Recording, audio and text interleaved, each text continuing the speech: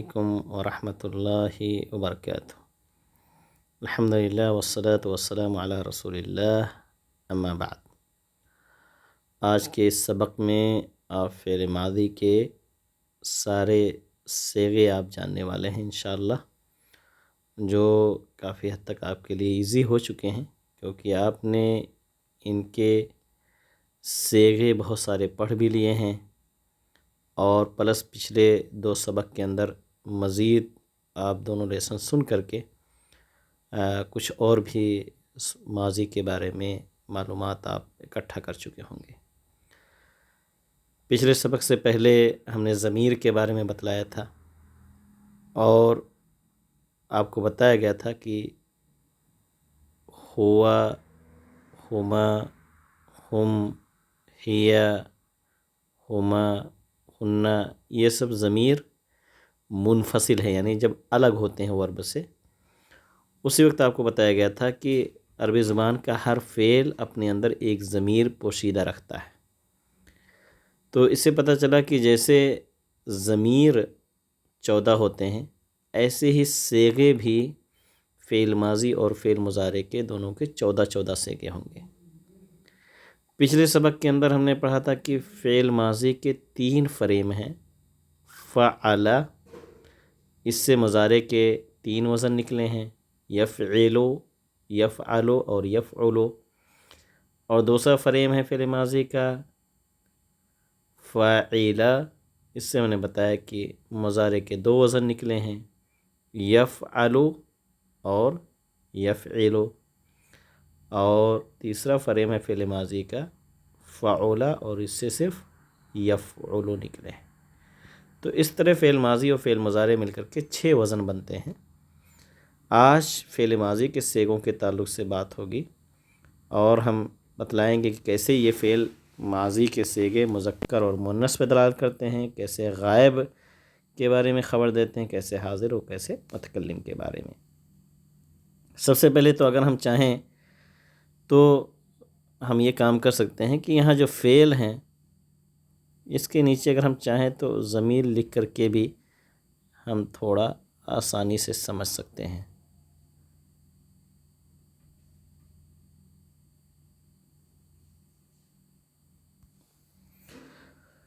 پہلا صیغہ ہے فعل۔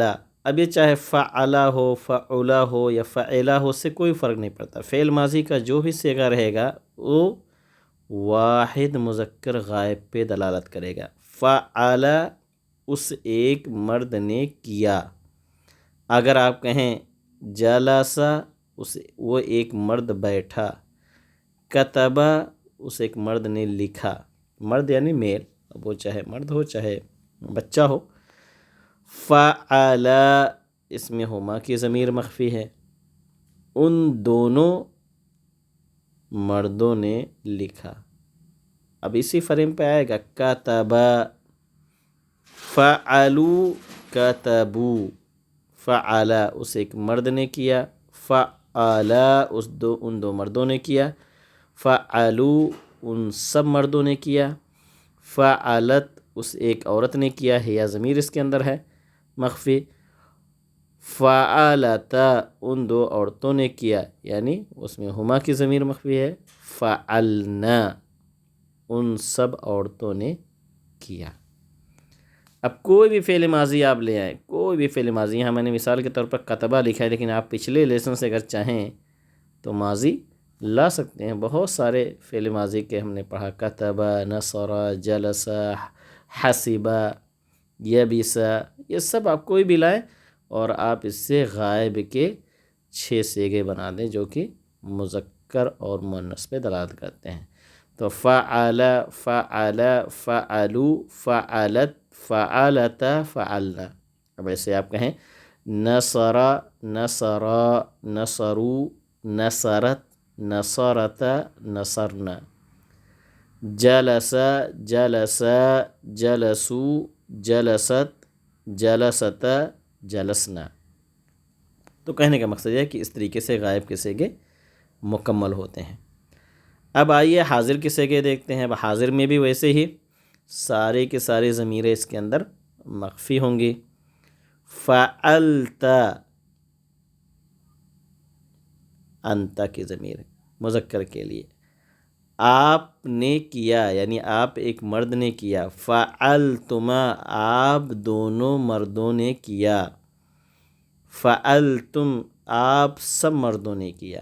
فعلتی آپ نے کیا. ایک عورت اگر ہو کرنے والی تو ہم اس کو مخاطب کر کے کہیں گے کہ آپ نے یہ کیا.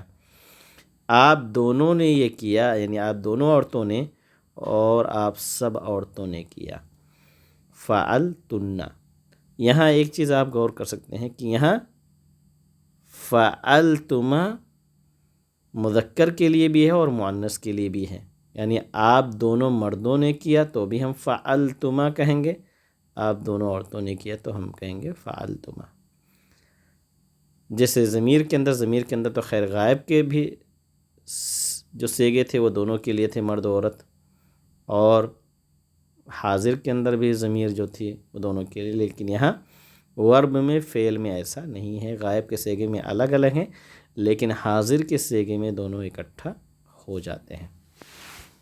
اب آئیے اس پر کسی ورب کو سیٹ کرتے ہیں.